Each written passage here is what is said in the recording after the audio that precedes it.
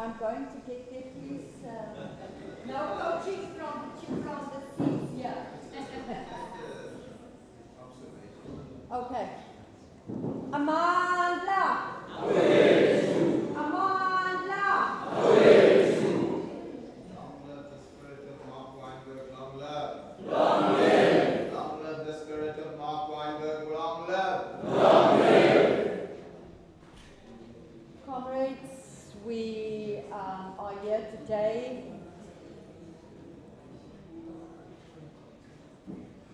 Oh. Sorry, we're going to have a few more interruptions. The microphone is here for the podium, for the live. The viewers microphone. The cameras are waiting on you. So I have to stand here. I'm not very tall, and to stand behind the podium isn't always good if you're not very tall. You always have to yeah. So, comrades, today we're gathering here to celebrate the life of a comrade, Mark THABO Weinberg. And I was saying to two comrades at the back there earlier on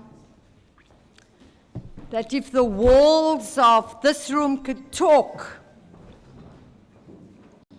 it would probably bring together and bring into the room all the times that Mark spoke here, all the times that Mark was in the room, but also all the other comrades that have shared this space with Mark over the last period.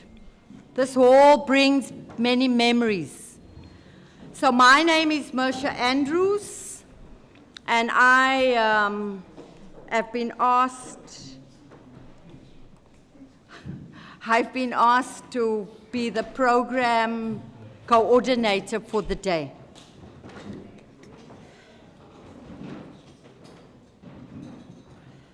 You can see we are still struggling with some technicalities, and that's mainly because traffic was very bad and we're doing last minute things.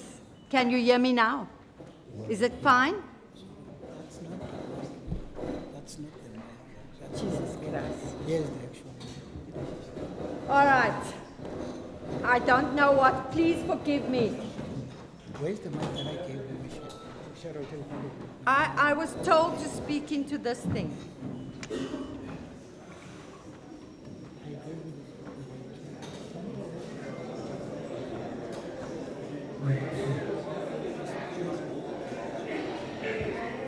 Thank you.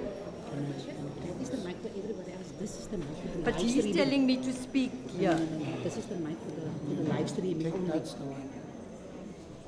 So what was that? That's all I wanted to try with Okay, comrades, let's bear with the small glitches. It's life. Thank you. We have a program today that's going to be fairly informal because our comrade that we're honoring here today was not one for many formalities.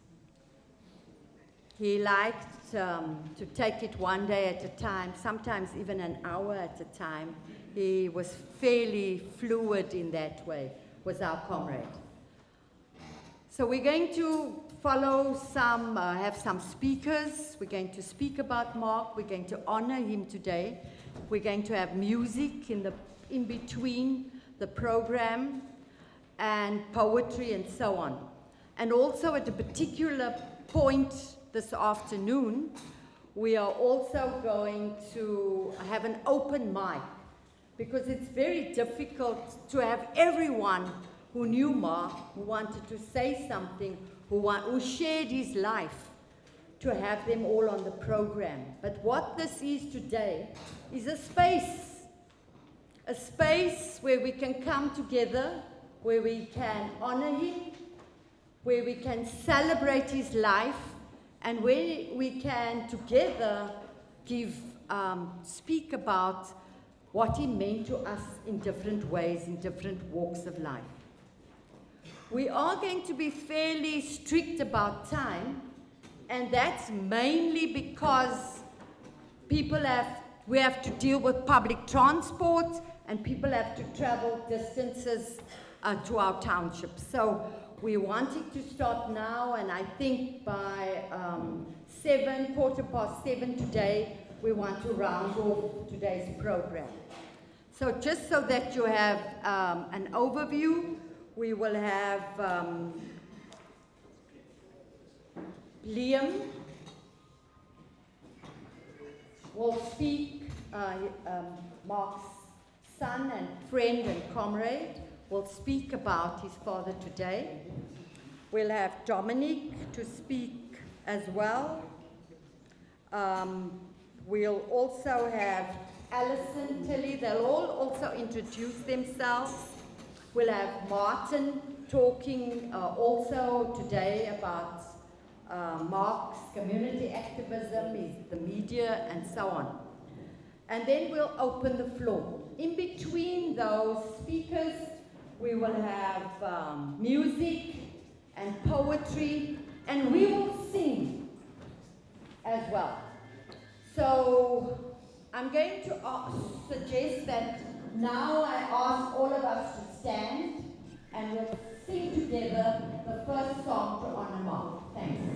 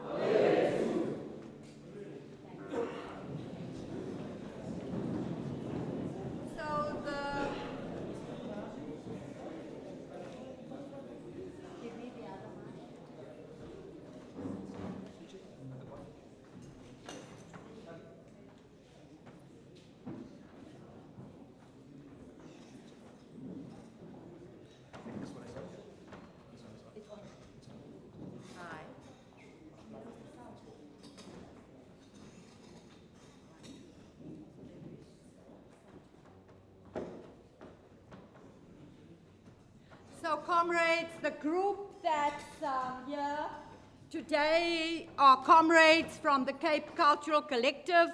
They're a group of musicians here in the They're a group of musicians in the Western Cape that come together, that sings and provides music.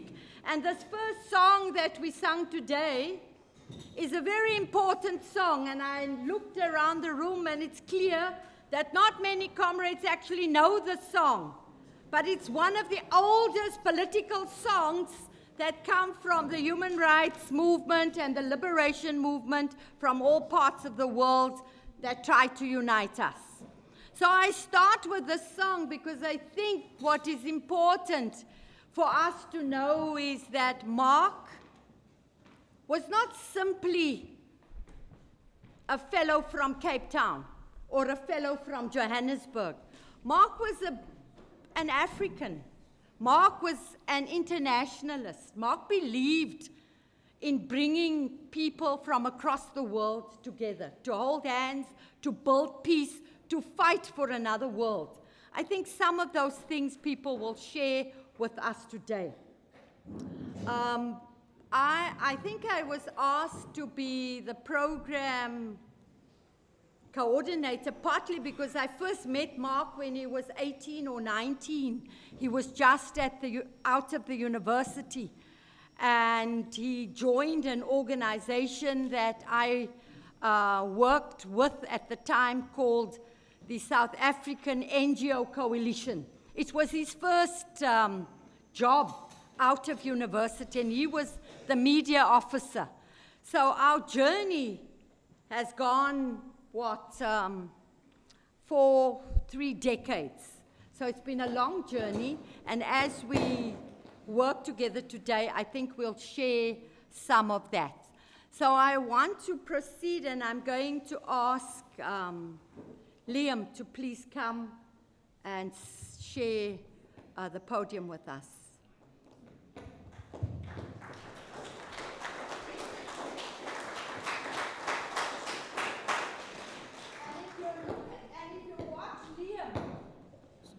Sorry.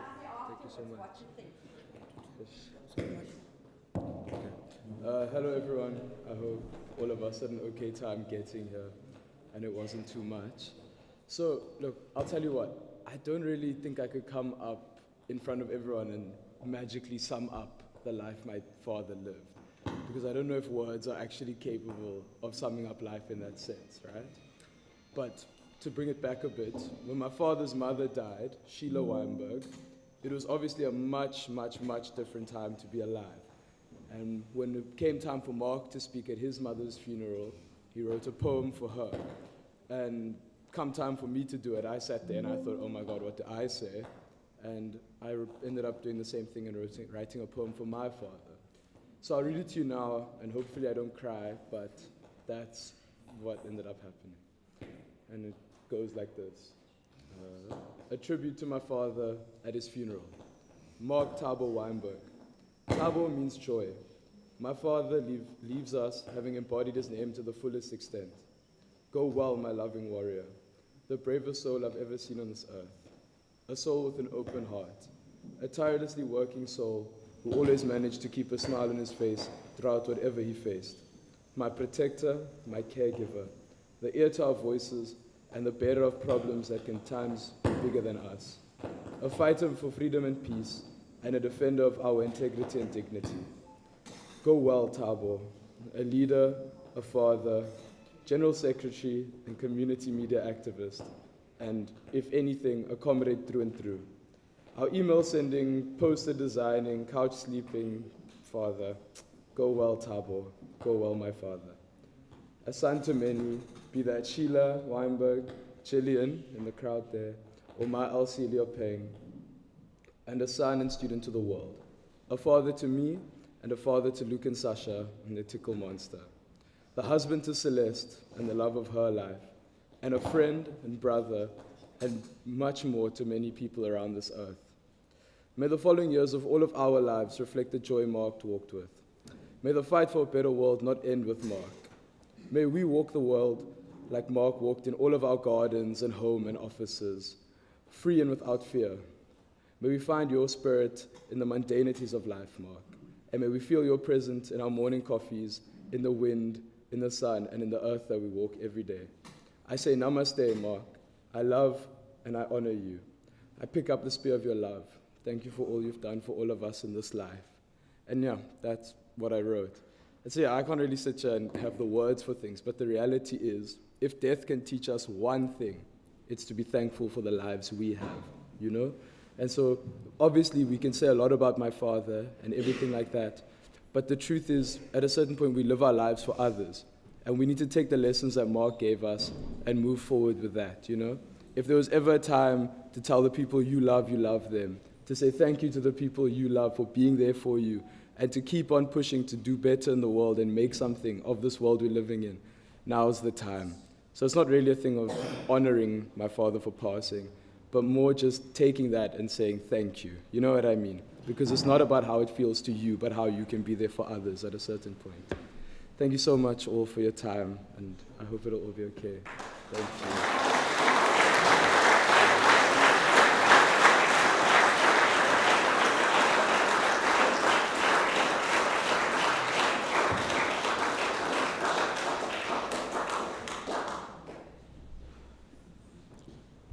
Thanks, Liam.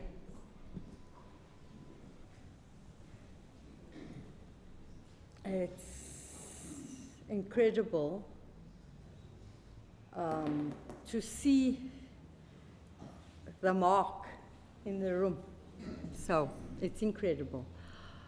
I think all of us know Mark in many different ways. He's been part of many organizations. He's helped to form many organizations. He's served in many organizations, and he's worked with different comrades in different campaigns. Over the years, not only has Mark been a community activist and an NGO worker and a media worker and so on, Mark's also been a political being all his life. He comes from a family, as he's just described, that have a long line of politics. His grandparents, his mother, and Mark, they've lived a life of politics. So I wanted to ask, before I go to ask Dominic to talk about his politics, I'm going to do something a bit unusual. I'm going to depart from the program briefly, if you'll allow me, and call some of these, the people who've inspired his life as a child and grew up with him. So can I call the two of you, please, to come?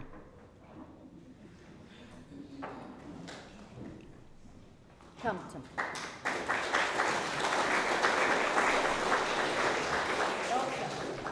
So this has been an aunt, a parent, many things she'll describe. Sheila, who was Mark's mother, was my closest friend, but we go back even further than that. Your great-grandparents, Lou, Ellie and Violet Weinberg, who I knew all my life. If I have any sanity left, it's due entirely to Violet, who kept me going through unbelievably tough times. And Sheila was just extraordinarily special, and Mark was the light of her life. And I mean, when we held that little baby, he was just such a delight. He was really just wonderful from the word go. I was going to say he was obedient, but he wasn't obedient. That wasn't Mark. Mark was never obedient to anything. But he was prepared to go to political meetings, as his mother had been. A short aside, we were part of an organization, and I'm talking over 60 years ago, 65, 60, 70 years ago, called the Young Democrats. And we were at a meeting in Johannesburg. Sheila and her brother Mark, after whom your father was called, Mark was called. And the security police came and said, "What's your name?" And Sheila said, "Sheila Weinberg." And he said, "Oh, are you Ellie's daughter?" And Sheila, aged all of 8, said, "I only have to give you my name and address. I don't have to answer any questions." So that was the background from which Mark came. And I'm really sad that we haven't seen more of him and got to know the children better. But it was my family, and we loved him. Thank you.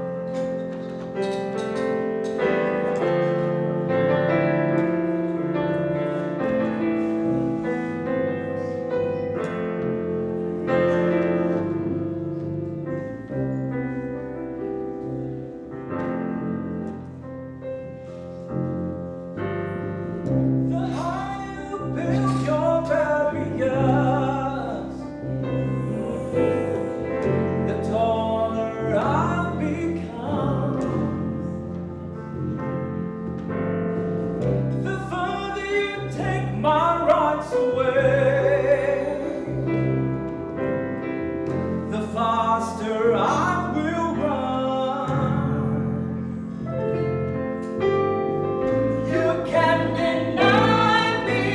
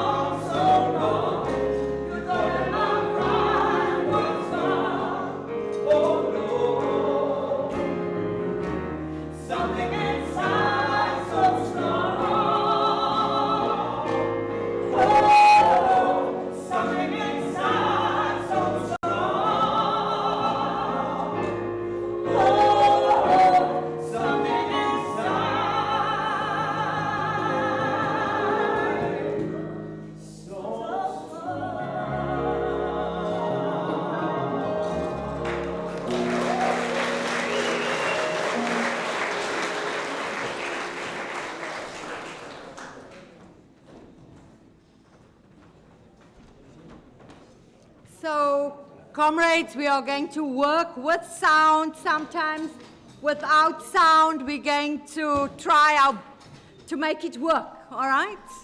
I also want to just say that generally we are not consumers of music, we are music makers, isn't it? So if there's a song you want to sing, let's also sing in between. We don't have to just wait for the musicians to sing. So I want to thank Elsa very much for sharing a little bit of her life. I think it's important for those of you who want to know a little bit about Mark, not only the guy that you know over there who used to walk with his bag up and down these stairs, you know how Mark walked here, to do a little bit of research on the family, because the family is what shaped Mark. I think it's an incredible journey, and I think it would be good for some of those more stories to also be shared here today. I think it would be good for comrades to know that there are how we live and who lived and how the anti-apartheid struggle was shaped and shaped us. I think it's an important part of Mark's life and Mark's history.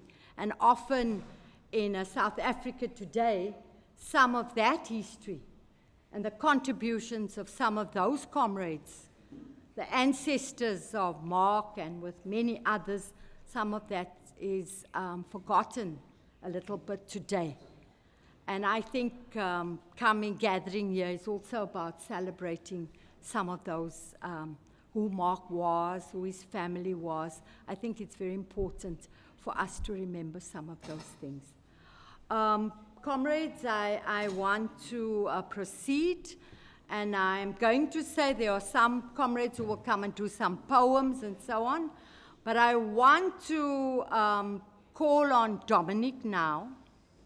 Dominic can introduce himself as he speaks about Mark today and his friendship, and their friendship, both, I was going to say beer buddies.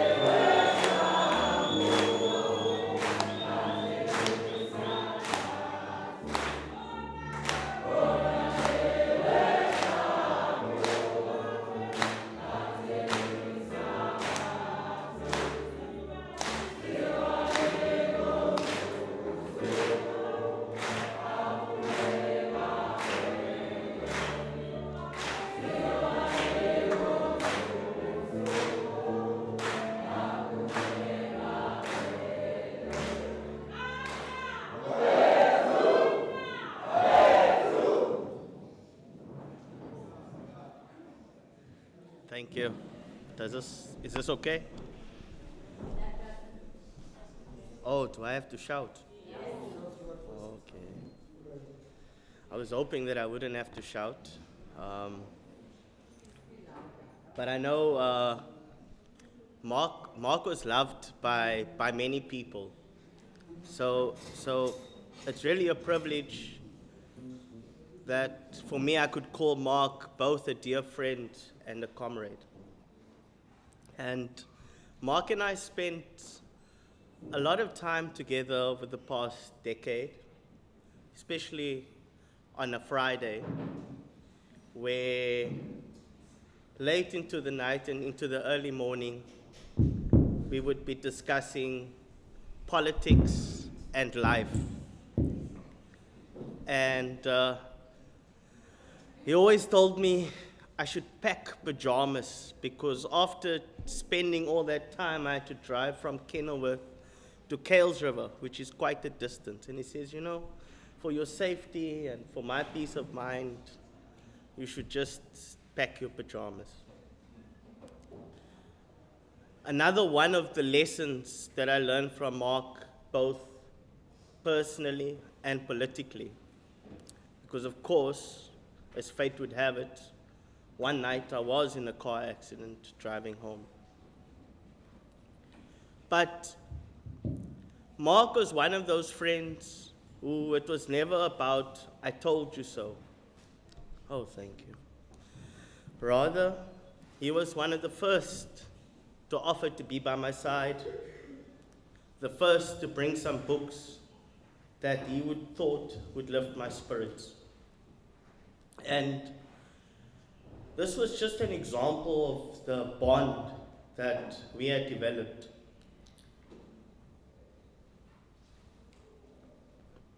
Mark was a socialist, but for Mark, socialism meant democracy, freedom, and love.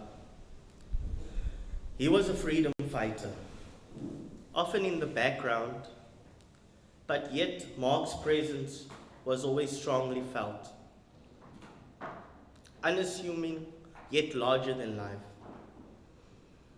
As Ilse and Liam says, he comes from a family of freedom fighters who all made significant contributions.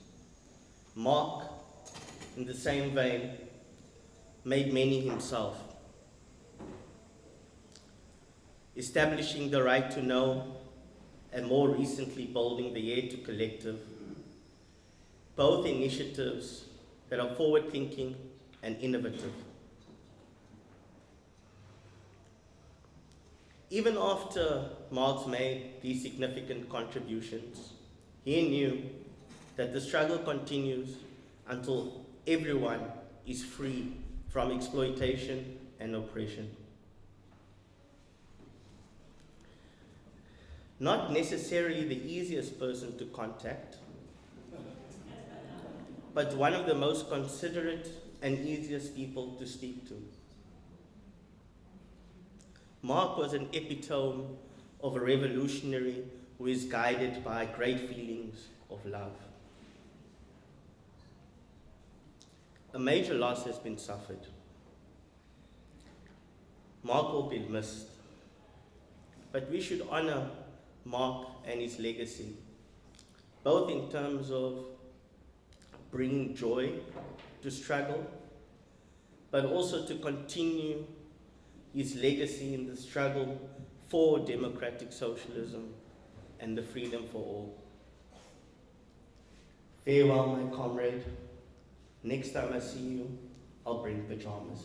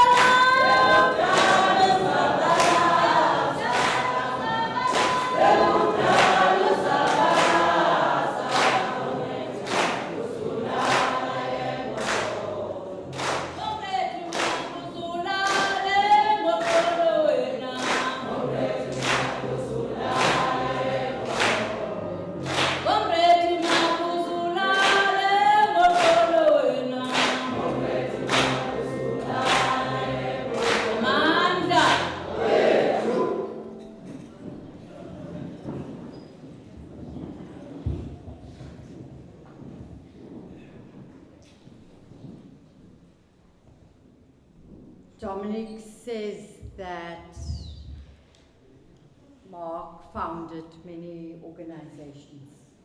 Mark also contributed to a lot of different media forms.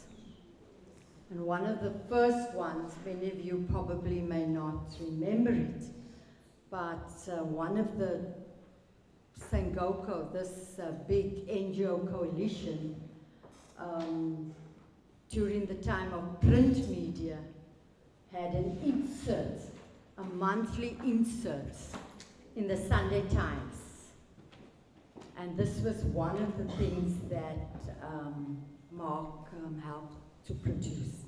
And I think it would be useful to find that.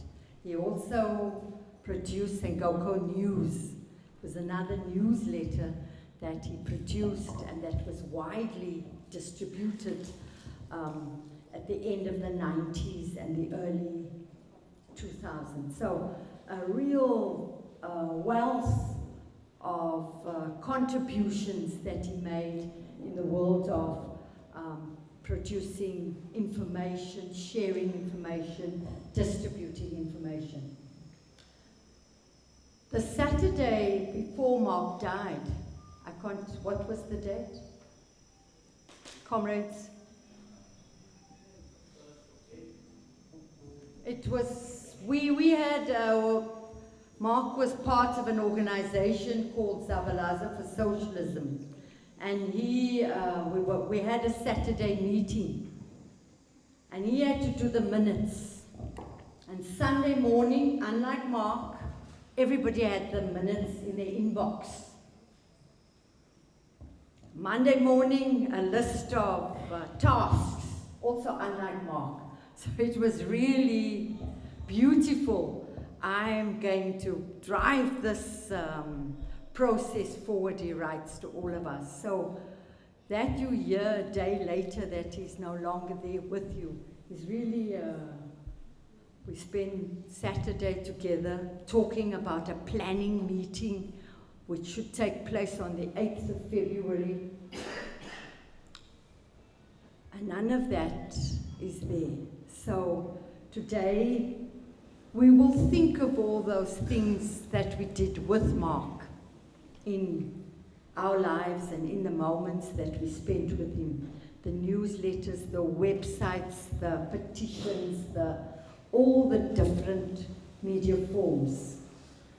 And so we will have to look at how do we build and pull together the wealth of what this comrade contributed in his short life. Because to die at 51 is a short life. And so, in the short life, there was a wealth of information that he generated and that he contributed. So, comrades, I'm going to call on the group to come. Are you ready? And then I'm going to ask Martin, first, sorry, Alison. Yeah. Thank you. The mic works now.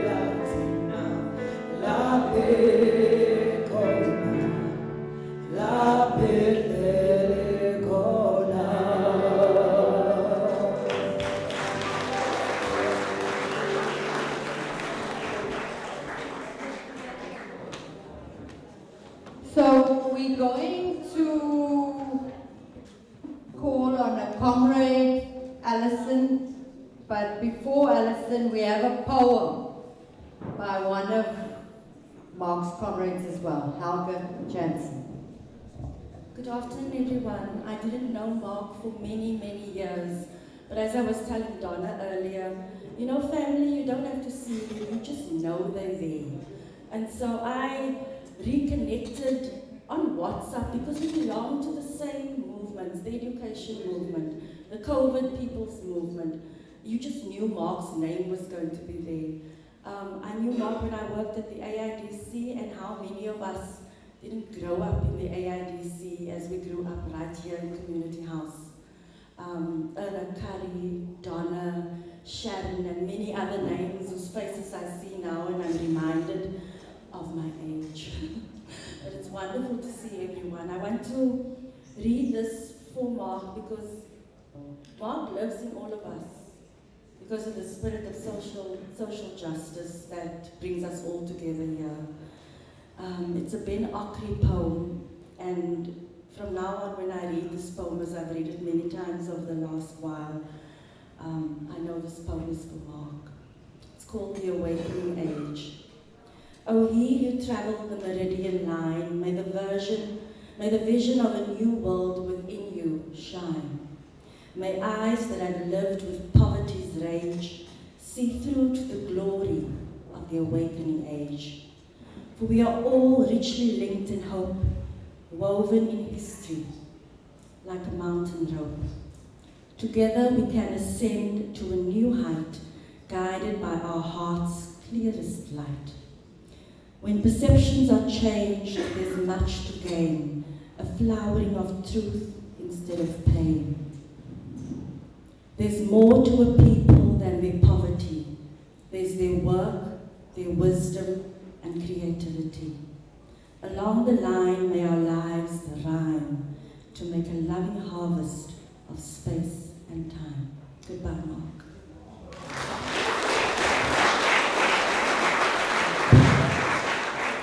So we'll call Alison. She's going to introduce herself as our guest. I think we have to move closer. So I have to come over here, yeah? Okay. Thank you, Wish. Thank you, everybody. I think today we gather in sadness, but also in deep gratitude to honor the life and legacy of Mark. His passion for justice, unwavering principles, and tireless dedication to the struggle for socialism left an indelible mark on all of us who knew him. Mark was not just a good activist. He was a revolutionary thinker, a strategist, and a fighter who believed that a more just and equal world was not only possible, but necessary. He stood firmly against injustice in all of its forms, economic, social, and political.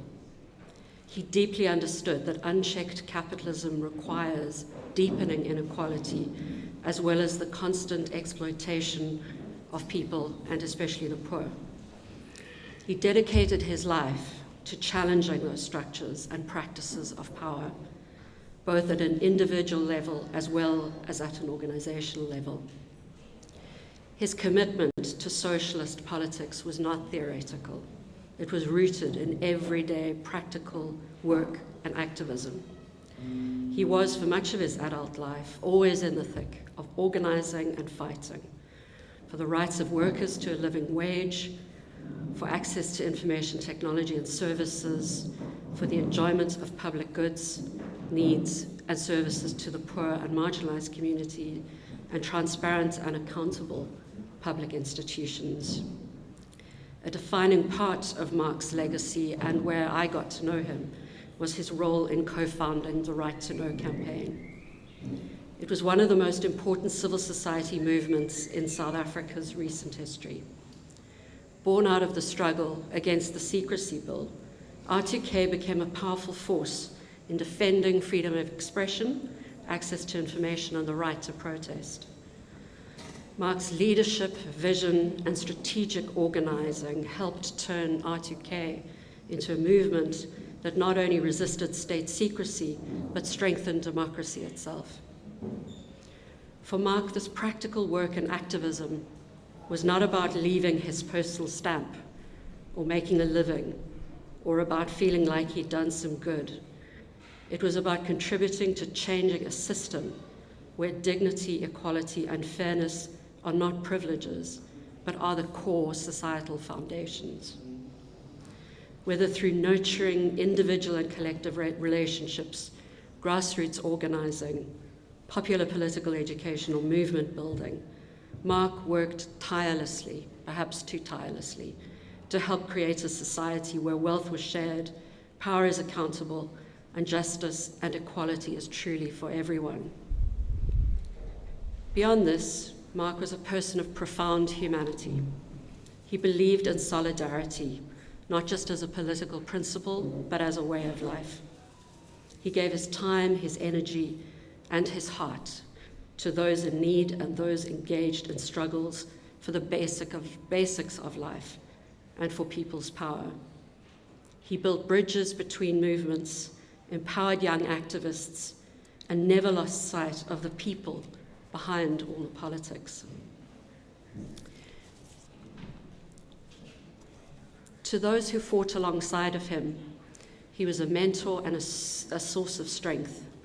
To those who opposed him, he was a formidable adversary, always armed with unshakable conviction and an unrelenting demand for justice. He never shied away from difficult conversations, but he approached them with integrity, clarity, and a deep respect for the truth. Mark's passing is a great loss, not just to those who loved him, but to the people and movements he dedicated his life to helping and strengthening. But we do not honor his memory through grief alone. We will honor him by continuing the struggle, by standing firm in our beliefs, by rejecting injustice wherever we see it, especially in these times, by ensuring that his dream of a different South Africa and a world does not die with him, but lives on in the actions we take and the future we build. Rest in power, comrade. Your fight continues in us. Thank you.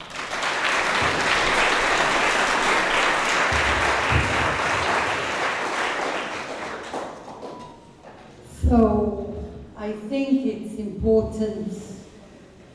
We will have another cultural item.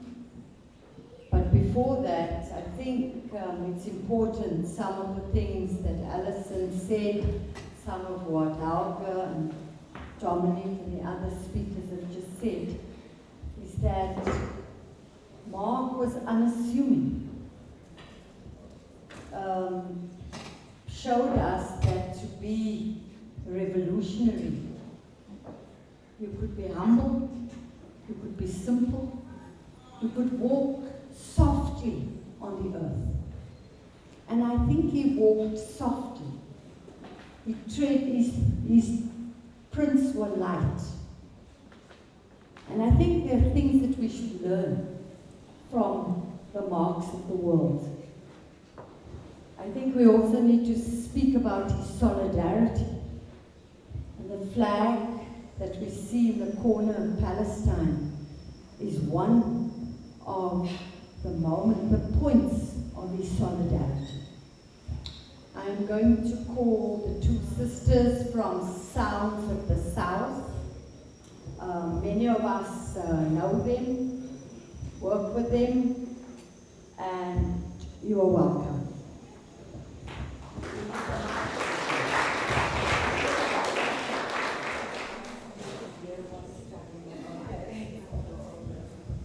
Good afternoon, and we are Sounds of the South. Why don't you go on the stage so we can see you?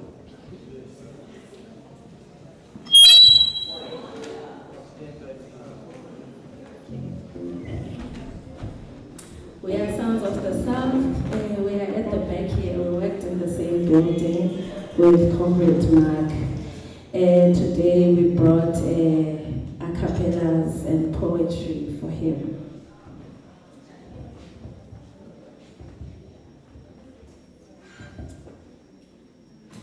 30 years later, we are still weeping. We are still fighting for freedom. We are still fighting for education. Education is still not accessible to the poor. Education is still accessible to the privileged, white and male.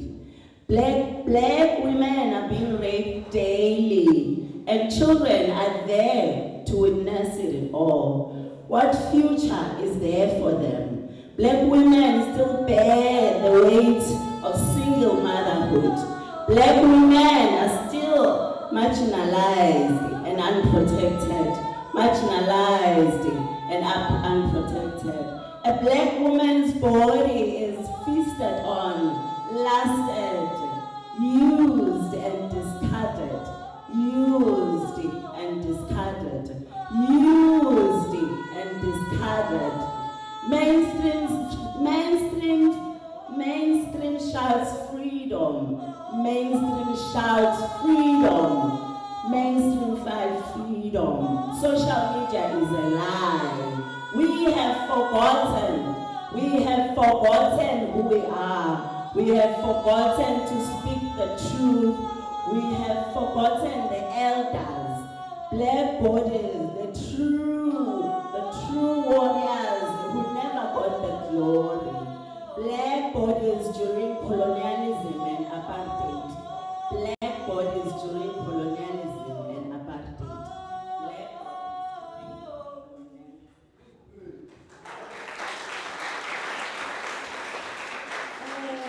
Here is a crazy story before I do the song. So we didn't have Wi-Fi in the back. So on Monday, before Comrade Mark left us, invited us to his office for coffee. And he was like, no, if you are being kicked out in the building, you are welcome to join us here and we can move together to Mowbray. So early last week, we recorded this song in his office. It's been our home since, yeah.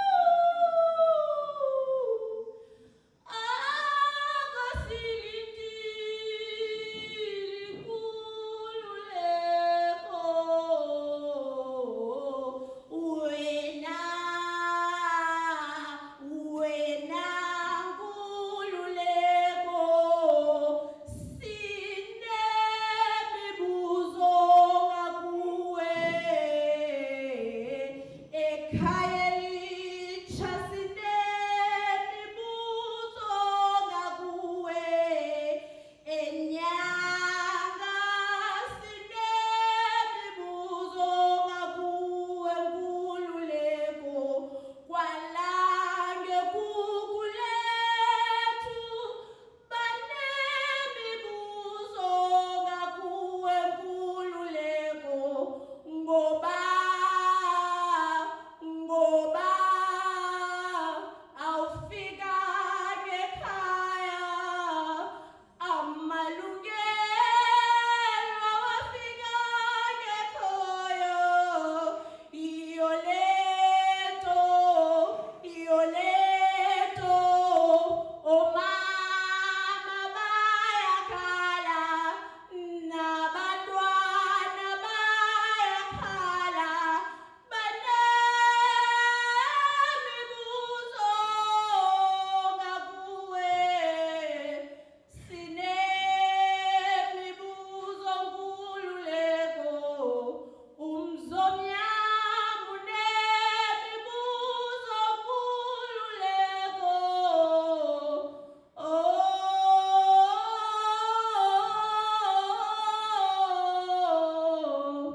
amandla.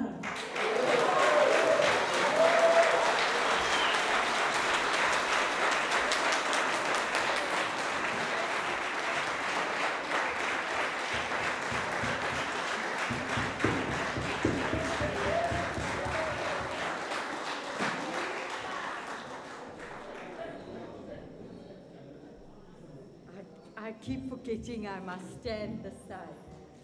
So, comrades, I'm going to call on Martin Jansen.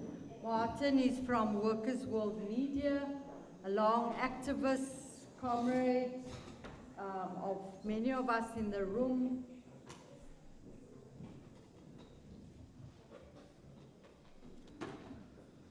Comrades, thanks for giving me the honor to pay tribute to Mark.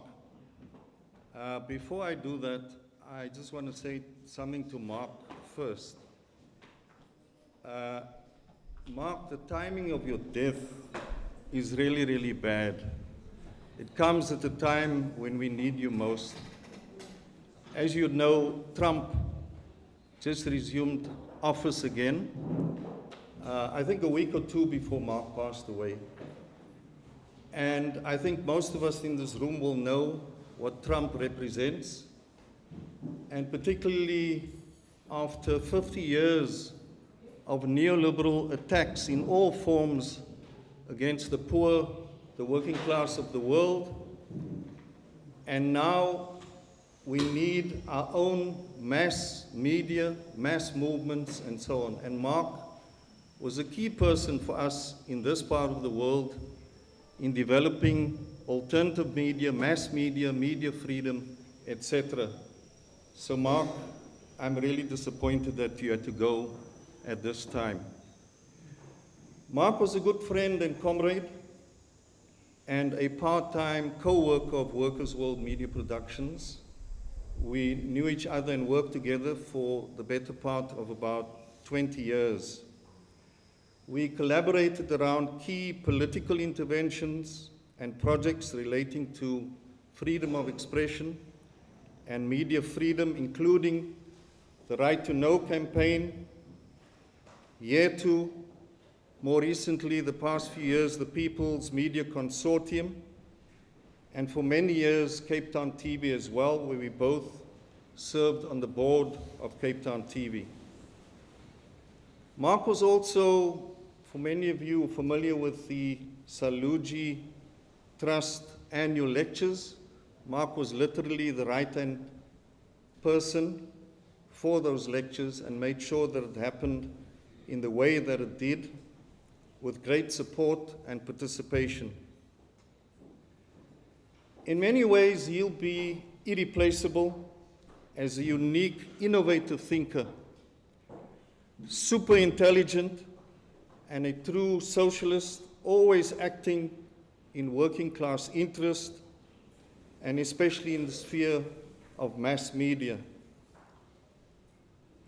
We knew that to empower working class people to enable working class people to resist more effectively, building mass democratic revolutionary movements, we had to have and had to challenge the sheer dominance of the mainstream bourgeois media.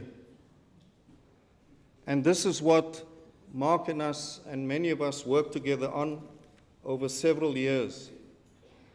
And the importance of that, just to quote a shop steward who used to be in this hall very often in the 1980s, a local shop steward by the name of Danny Brown, he used to say, and it was in Afrikaans,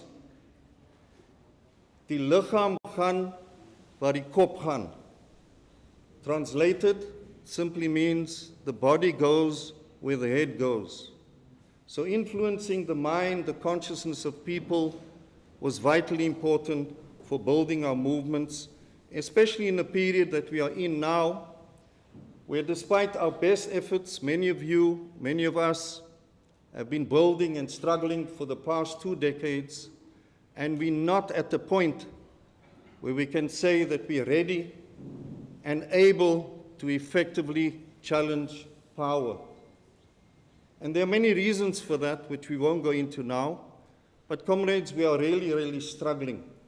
And so to lose Mark at this moment is a huge loss for us all. So it's in this belief about the importance of mass media, alternative media, that we operated. And we committed ourselves principally to the creation and development of the People's Media Consortium and to achieve 2 objectives. One was to ensure and secure decent space for ordinary people within the mainstream media, because we know that our voices, our views are marginalized deliberately, it's political. And secondly, to some extent more importantly, to build our own mass media capacity, alternative mass media with our own views, perspectives, and thereby to challenge the mainstream mass media. Sadly, at our last meeting, we met on Saturday, the 11th of January, and it was after a meeting we had with a person belonging to an international organization that was interested in our work and collaborating. We had a meeting after that. And we lamented the fact that the majority of the members of the People's Media Consortium, left NGOs, the Trade Union Federation, SAFTU, were not cooperating as well as we had hoped, and thereby stifling and undermining our progress. And we kind of discussed, are we perhaps too ahead of our time with the innovative projects that we were coming up with? And we came up with a strategy to address that. And between us, there was a division of labor. Specifically for Mark, with Yetu, was to lead within the People's Media Consortium in collaboration with many others, to lead the campaign for free internet and 0 rating. And we know how important that is to the majority of people. That was Mark's role that we agreed he would lead in the coming period. We had regular discussions, many check-ins on each other, political debates, seeking advice from each other. There were 2 that stood out over the years. The one was, and we're not going to debate it now, but the question of right to know. What is the nature, the character of the organization? Is it an NGO or is it a mass movement? And for Mark, it seemed as if it was a bit of a hybrid. And I think it did open up right to know to problems later on, organizational and political. And there aren't clear answers to that. It's something that we have to grapple with over time. The other one was, we had this plan with Cape Town TV, and it's still on track, to start an alternative online TV channel, social justice channel called Channel 3. And we agreed that the PMC would focus on producing daily social justice news. And the one position the PMC adopted was that we'll train as many grassroots activists, some of you here, to be community reporters with mobile journalism equipment and to produce broadcast quality news items directly affecting your communities. And there was this debate between myself and Mark as to whether we should have it in a particularly structured way, organized way, which might stifle the creativity, and he felt that we should just allow any activist to contribute using their cell phones to the news. Now, fortunately, Mark is not here, and I can have the last say on that. Very structured. Yes, very structured, yes, correct. And my point with Mark was simply this, that if we are to challenge the mainstream bourgeois media, the quality of our media must be better. It must be more attractive to audiences than the bourgeois media, because we are competing for working class audiences with the mainstream media. But thank goodness Mark isn't here to reply. So, comrades, Mark will be missed by all of us and leaves a huge hole in our capacity to build organization, to develop our mass media, and to wage class struggle. Condolences to Celeste, condolences to all of us, and especially the children of Mark. A luta continua. Maria.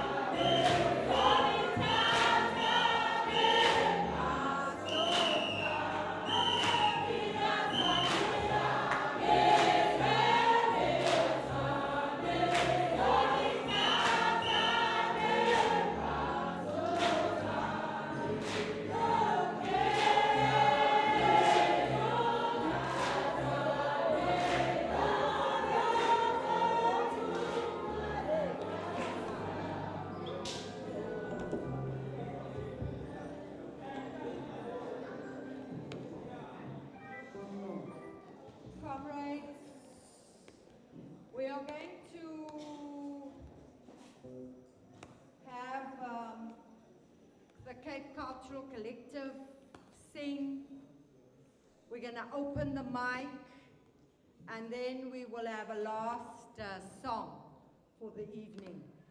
So we're trying to manage time, and I think we're generally doing well. So if you come, Tommy.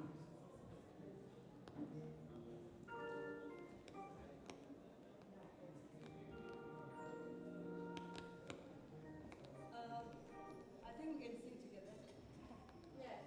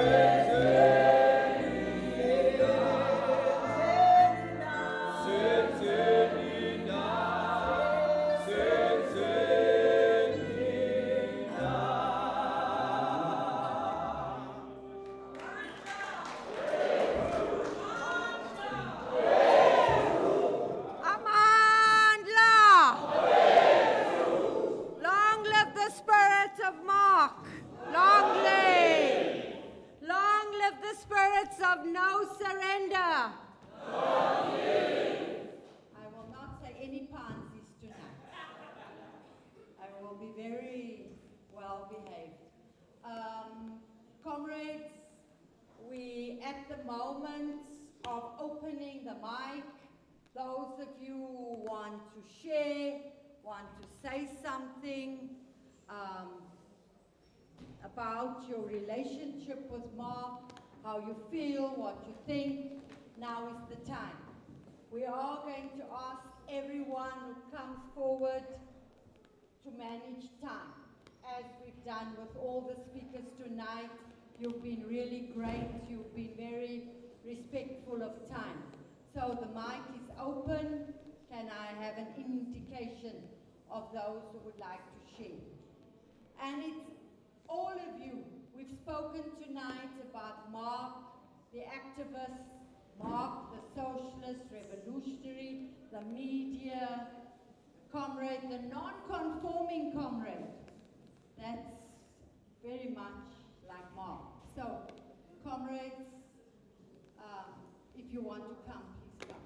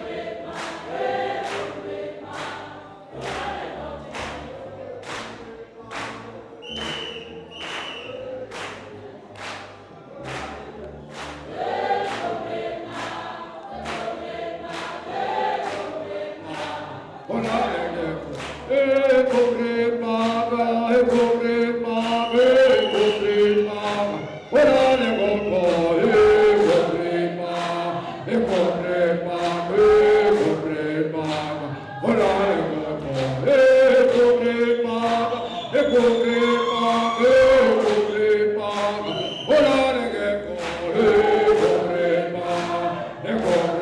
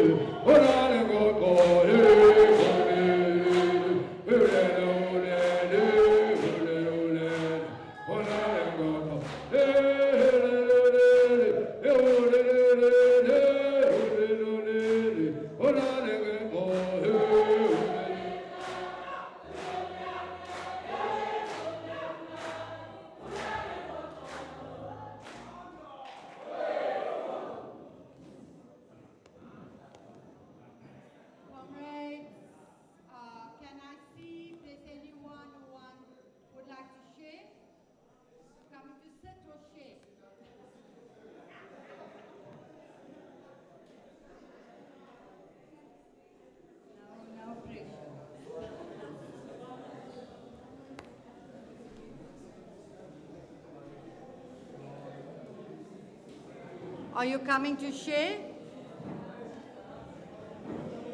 Comrades, I ask you to say your name, your movement, and your message. You also coming to share?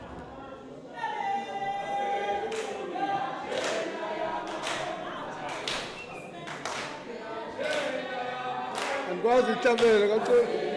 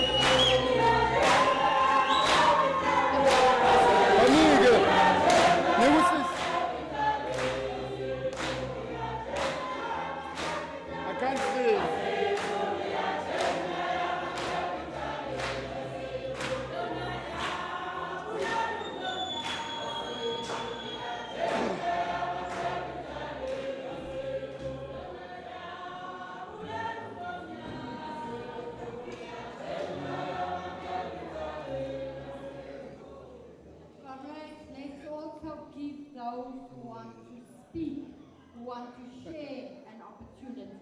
Just also say your name and your movement. Amandla. Awethu. My name is Mzubanzi Chalaba.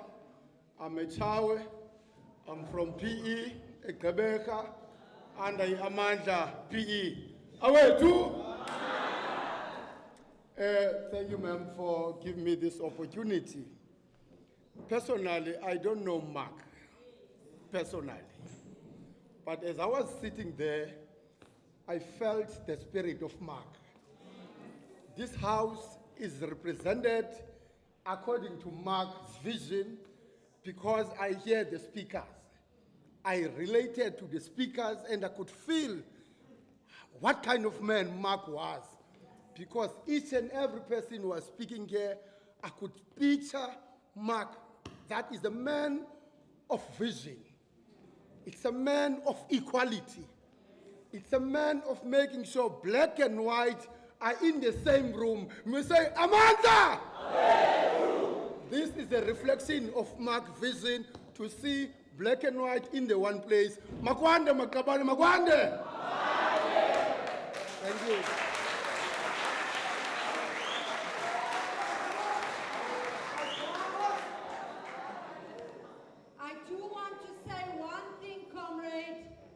It wasn't simply about black and white in the same room. He also had a great vision to ensure that working class people, poor people, had a different life. And that the rich, we should take from the rich and give to the poor. That was his philosophy, not... So I'm adding to your understanding of Mark. Right.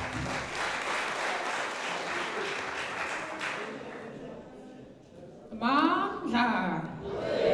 Awethu. Molweni Comrades, igama lami nguNoncedo Madube-Dube.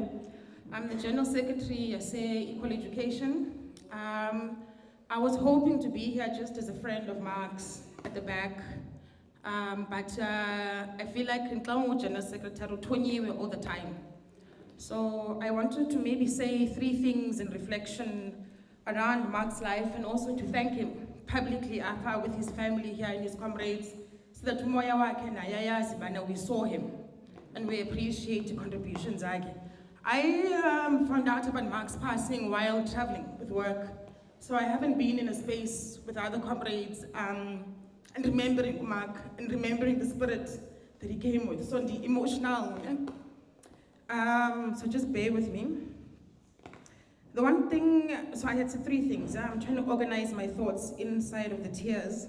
The first thing to note is that Mark, we met him, so all of our organizations, when Mark was the head of the Right to Know, are convened only by donors in South Africa. It's a weird phenomenon. We don't convene each other and ourselves, because no one ever seems to have the budget. You know? So when the donors convene us, it's an opportunity to start to connect and think about who's doing what and where there are synergies. And those spaces can be very stuffy because obviously they're condoned by money. Yeah? There's an agenda, you can't digress. If your opinion there is too loud or too radical, people pretend like they didn't hear you. And so it was good to find a good lefty like Mark in those spaces. And I struggled for a long time to see him also as a father because he was so naughty, man. He felt to me like a 17-year-old boy, and we were at the back of the classroom together just causing kak during the class. And so I really did it. He helped me, I think, feel like it's okay to be this version of myself that believed in absolute freedom, even if we were convened by a donor. And there were certain habits that Mark and I shared that doctors maybe don't appreciate, that also gave us extra time in between sessions, under the tree, in the corner, wherever they've put the little box for us people that engage. And in those spaces would also be cooking. The other lessons of those kinds of spaces wasn't just to be contrarian to whatever's happening in the convened space, but also this idea that we must busy ourselves with thinking about the possibilities of a different way, no? Not just criticizing some of the stuffy homies inside of the room. And that was always a draw of inspiration for me, which meant I was always excited to find him then for a beer after this thing as well. Because I knew he'd talk sense. People that said, yeah, is super sharp, intelligent, but deep in his humility around that knowing. And his creative ideas are absolutely right. And I think Nyanselo, Martin, we've lost a cadre at a time where it really was necessary to build in those ways, you know? So that's just the first reflection. The second reflection is that we started, I'm talking about everyone in this room that remembers that moment, that C19 People's Coalition. And we were on the steering committee with the Mark. Now, that period, outside of the existential of like we're all dying, it also felt like we had like 3 jobs all of a sudden. Yeah? You had the job of making sure that your immediate community, you're activist mostly. So you're not saying, oh no, I'm at work, I'm at the laptop, we must do things to help each other live. But we also had our day jobs. So Nansebenzi Equal Education, Mark had his own things going on, but also the C19 People's Coalition. So that steering committee, I don't know if people know, but met every morning from 7 till 9. And then after 9, you go start your other job. And then at some point in between the day, between 12 and 2, you've got a working group meeting, XYZ, Comrade Abida saying, fuck the bourgeois, there must be an emergency meeting right now, you must stop everything that you're doing. But it was the first time I got to experience what a cadre that understand what broad-based, broad church, many ideas, people's movements.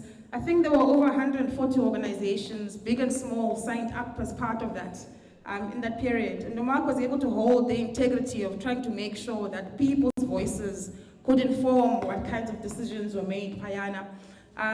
If people want to see some of the ways that he thought and his work, it will always exist on the internet.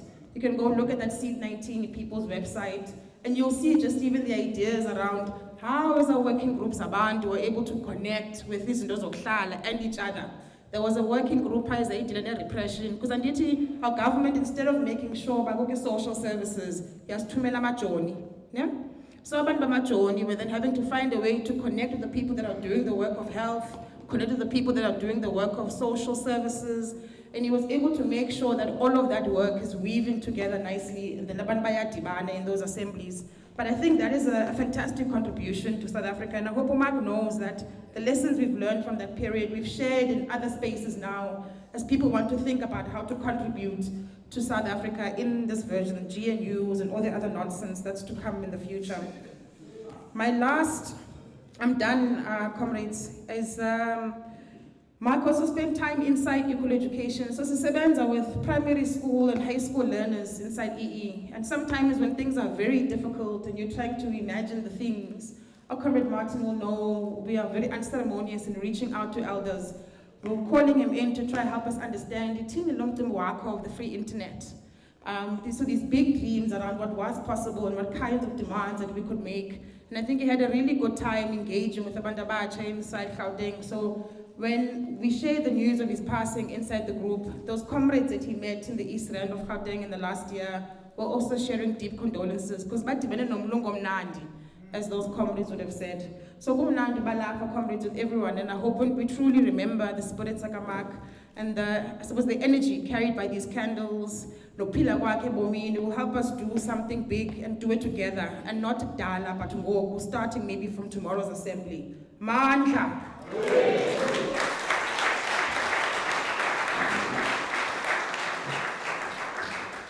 So we have 3 hands, and we want to close at 7, 7:05 at the latest.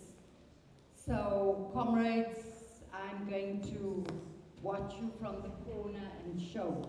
So it's Dick, and it's this comrade with another hand. I'll call you, okay? And please, comrades, watch my arm.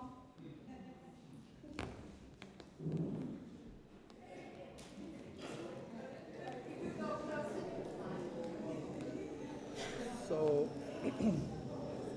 my name is Dick Forsland, and you hear on my accent that I'm not really from here.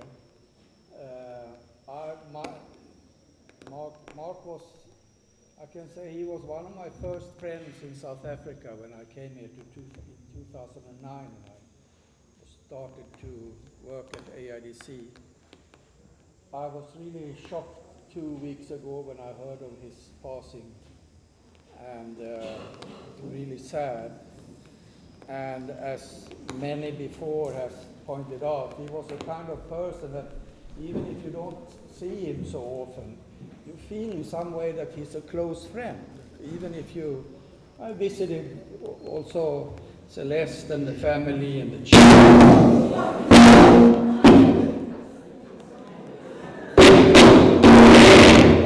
Can you stop doing that?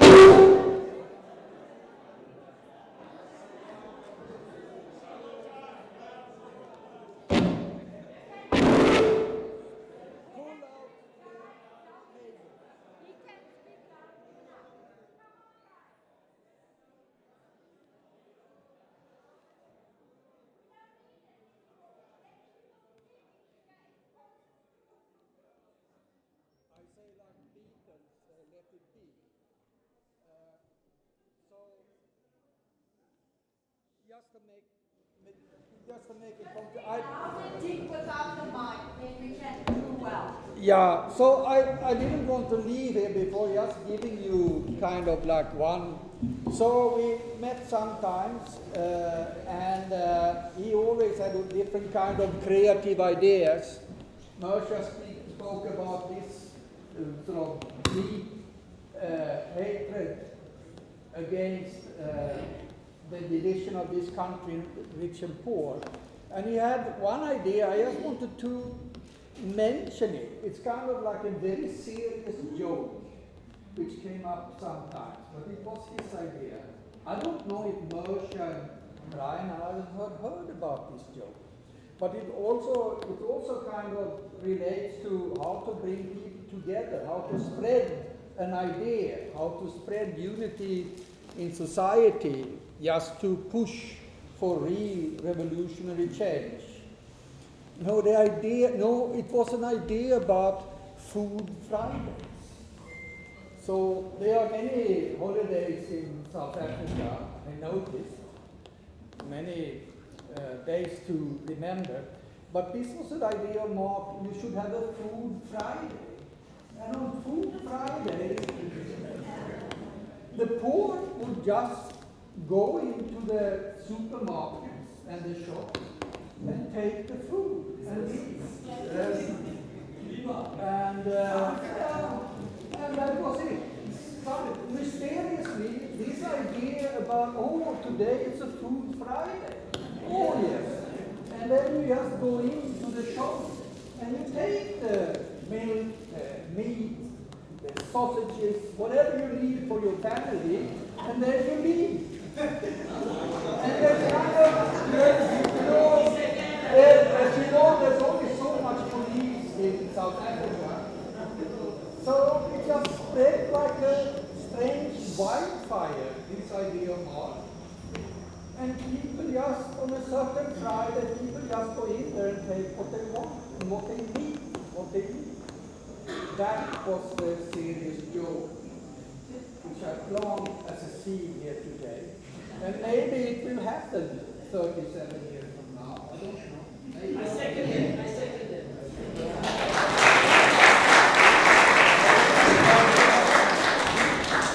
I'm sure the next one will say, Mark said, beer Saturdays.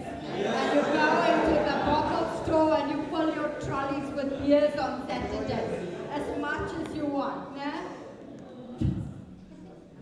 Molweni. Now I'm from Gauteng, and I never knew Ubhuti, Umak. But from what I heard from the previous speakers, Ubhuti, he was full of love. I can still feel the love apha phakathi kuthi, and ndithanda ukuthi dudu kufamily ne-friends zakhe. Rest assured, Umak is still there. He just went to the other side. And what is outstanding is within us, thina abantu abasele ngoku, we still need to ignite the love inside of us, the love that we need, that will drive us uba we should fight for equality and fight for economy yethu. So Umak uthando lwakhe, it must grow inside of us. When I define love from what I heard from one of the professors that I know, he said love is the beauty of the soul, and the soul is connected to the mind. And the mind, if it doesn't have knowledge, that means your soul is messed up. So Ubhuti Mike, even Ubhuti, who was well learned, from what I heard, he came from university. But what drove him more to be where he was or what he accomplished is that he was full of love. And I can still see it. With even his colleagues, I can still see the love. And please keep it up. And for all of us, let's try to increase that thing, the love. Amanda.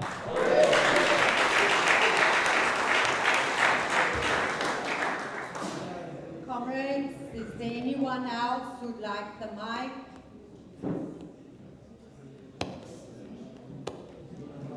Please come.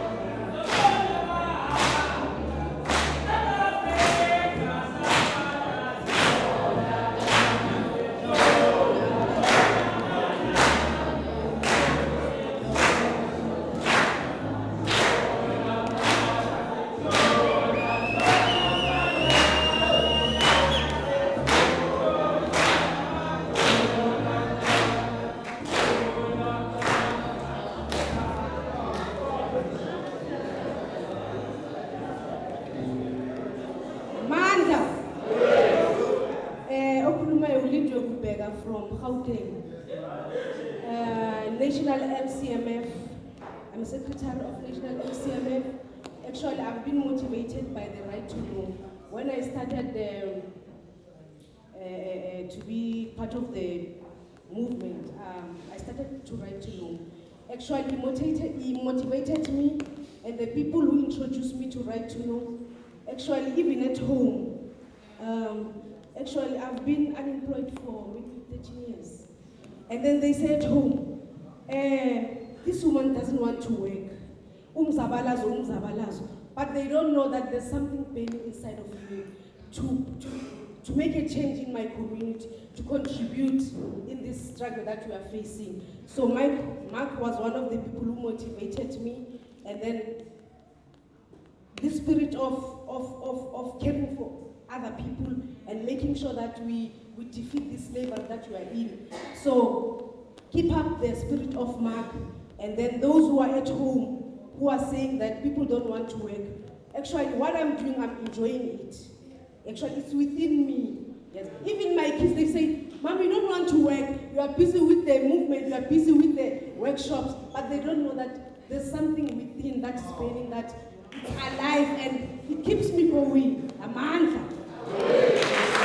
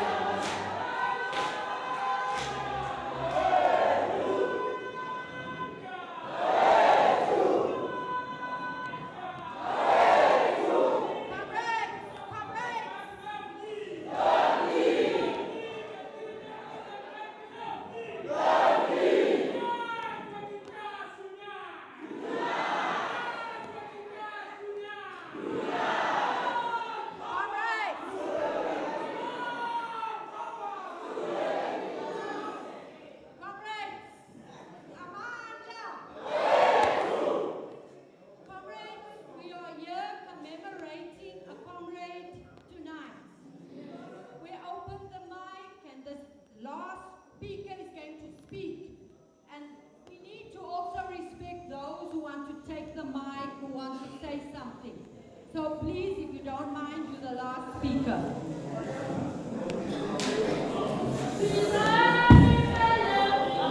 Comrades, can we have the speaker?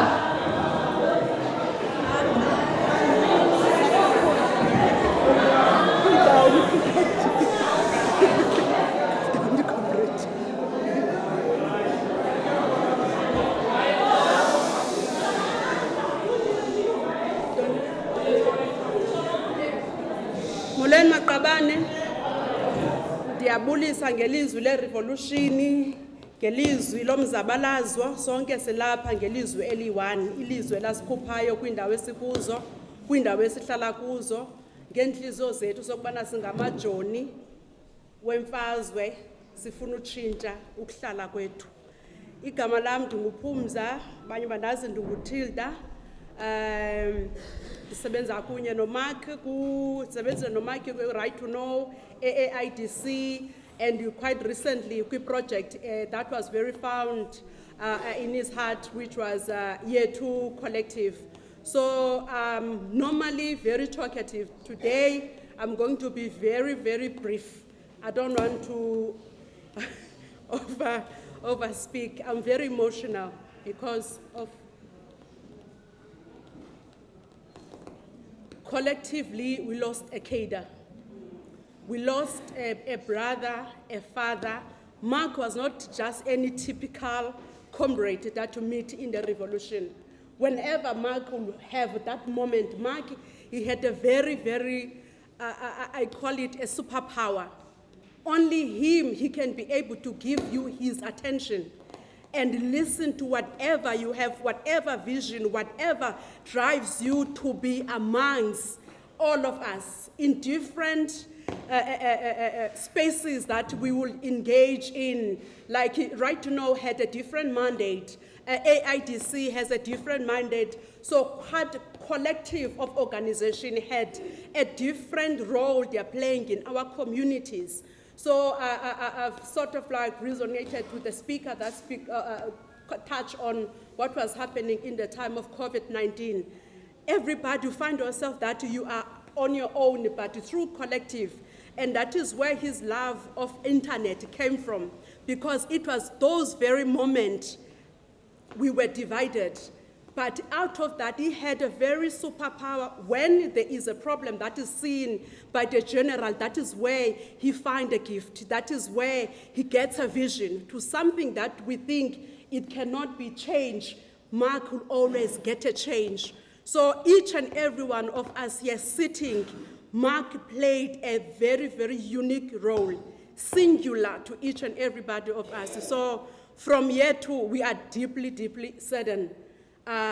It's very, very emotional moment for us, because at Year 2, that is where his last thoughts were, his last energy was.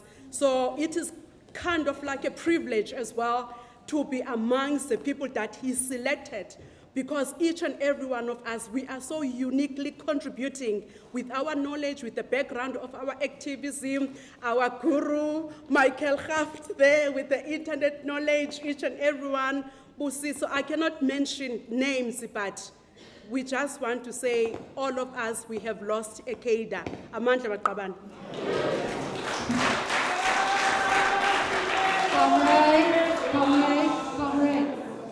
Comrades, we'd like to honor him now. If we can all stand, please.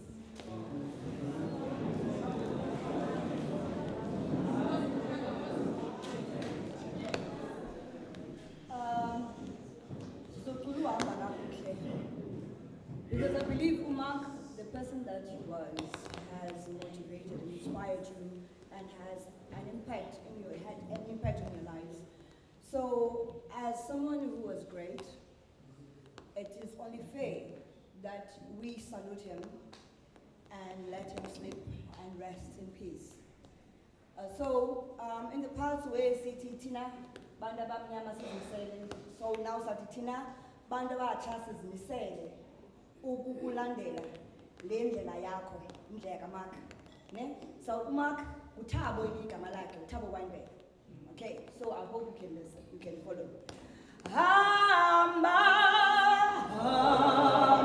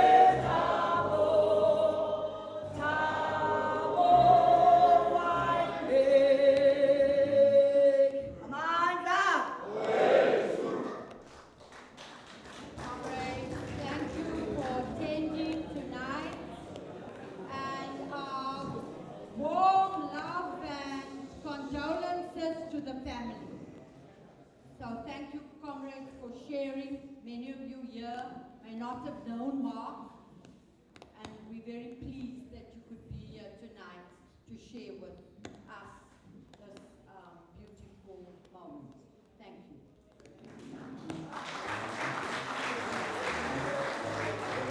And also to Cape Cultural Collective, to AIGC, to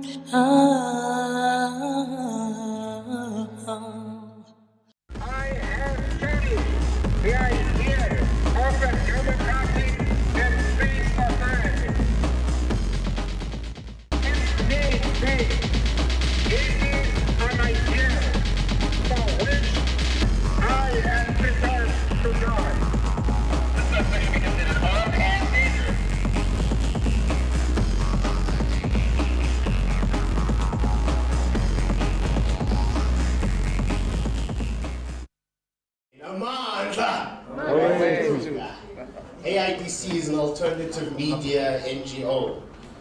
Amongst other things, we produce the magazine called Amandla.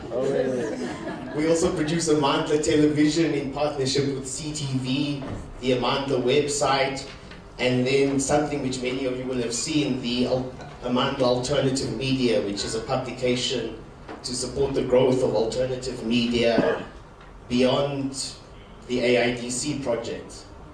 The Right to Know campaign is saying we need to dramatically extend the number of free calls. At the moment, you can get an ambulance and a 911. We're saying your children's school, your local clinic, these calls should all be free because you need to have emergency contact. But it's not only about accessing information, it's also about freedom of expression. We are campaigning to get government to regulate the industry, to bring down the costs so that people can have cheaper airtime and access to the internet. The real problem is that the cell phone companies, in particular the two dominant companies, MTN and Vodacom, are keeping prices up and profiteering at the expense of the public. The cell phone gives us in the palm of our hands the ability to express ourselves, to organize, to produce multimedia, and it's the cost of communication for us calling non-official sources that is critical. The Right to Know campaign is saying we have to have a free basic piece of airtime and data, the same way we have water and electricity. And for us, the big question on the cost is what is the role of the private sector at all? Because we've seen our water is provided by the state, our electricity. Why is there profit making at all in the telecommunications industry? What has happened? Number one, there's a board of the SABC that's appointed by the Parliament, but they've also registered the SABC as a corporation, as a company, state-owned enterprise, like SAA. And the Company Act says that you must have shareholders and shares. You know who is the shareholder of the SABC? One person. They've got one shareholder. That shareholder is the Minister of Communications in Cabinet. AIDC is really a social justice organization concerned with equality and democracy in South Africa. And we've become a media organization because we think to really deepen democracy, ordinary people must be able to access information and express themselves so that they can have a discussion about their lives, what's happening in their communities, and they can shape the way forward for themselves. So it's in that context that we obviously felt that community media in South Africa was a very important component of alternative media, a media that can tell a different story to the mainstream commercial media, a media that can facilitate a different dialogue. This is really a picket to send a clear message to the management of independent newspapers that they need to respect the editorial independence of their journalists Owners have to have a hands-off approach to editorial, and journalists have to feel free to publish what is in the public's right to know. And the events at the Cape Times really represent a bad omen for the independent group. This is 14 newspapers across the country. You've got the Star up in Johannesburg. And it really is a matter of great concern for press freedom. When you read the mainstream commercial media, even the SABC, you don't get a sense that this country is in a social crisis and an economic crisis, do you? So we think it's the responsibility of democratic media, alternative media, to really start raising the issues that are confronting our communities in a serious way and facilitating a dialogue so that people can develop responses to the situation that faces them. Obviously, you're going to hear a lot about community radio, and community radio is important in South Africa for the reasons Franklin outlined, but also because it's the most established component of alternative media. They're the most number of stations covering the most number of communities. But I want to encourage us not to forget about community television and community print. There are a few projects here from community TV and community newspapers and so on.